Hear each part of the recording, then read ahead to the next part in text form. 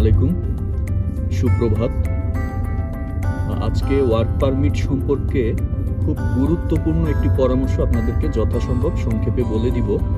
তো এখানে আসার পরে এখানকার যারা ইমিগ্রেশন এক্সপার্ট আছেন তাদের সাথে বেশ কয়েকবার বসার সুযোগ আমার হয়েছে।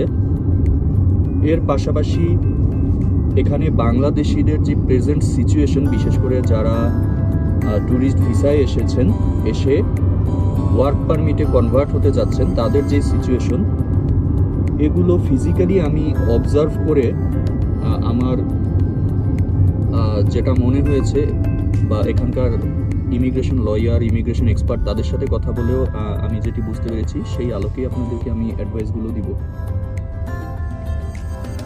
বেশিরভাগ বাংলাদেশি, 99% বাংলাদেশি যে ভুলটি করছেন সেটি হচ্ছে যে আপনারা ট্যুরিস্ট ভিসায় চলে আসছেন without any eligibility for job.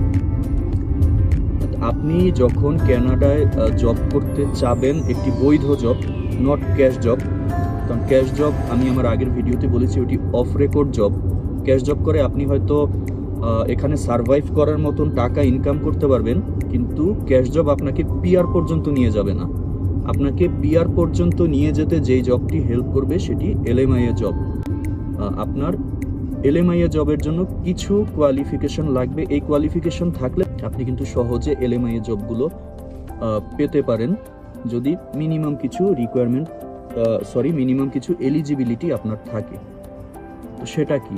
সেটা হচ্ছে আপনাকে অবশ্যই বাংলাদেশ থেকে আইএলটিএস নিয়ে আসতে হবে।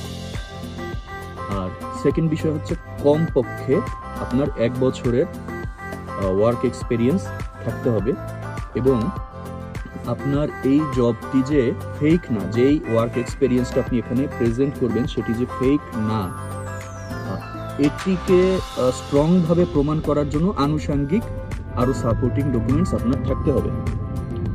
তো এই দুটো হচ্ছে একদম মোস্ট ইম্পর্ট্যান্ট রিকোয়ারমেন্ট। এই দুটো আপনি অবশ্যই কানাডায় নিয়ে আসবেন সাথে করে, যদি আপনার এই প্ল্যান থাকে যে আপনি ট্যুরিস্ট ভিসায় এসে এলএমআইএ জবের চেষ্টা করবেন।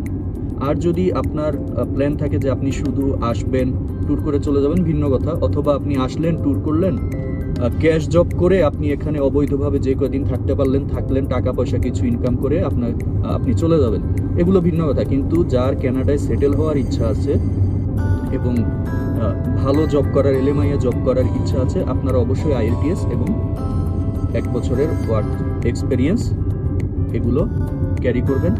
আর আনুষঙ্গিক ডকুমেন্টস তো রয়েছেই। আর ডকুমেন্টেশনের ব্যাপারে যদি কোনো সাপোর্ট লাগে, যদি আপনাদের সেরকম কোনো সাপোর্টিং হ্যান্ড না থাকে, আপনারা আমার সাথে নির্দ্বিধায় যোগাযোগ করতে পারেন, বা প্রসেসিংয়ের ব্যাপারেও যোগাযোগ করতে পারেন। আমি ইনশাল্লাহ যথাসম্ভব আপনাদের উপকার করার চেষ্টা করব। ধন্যবাদ।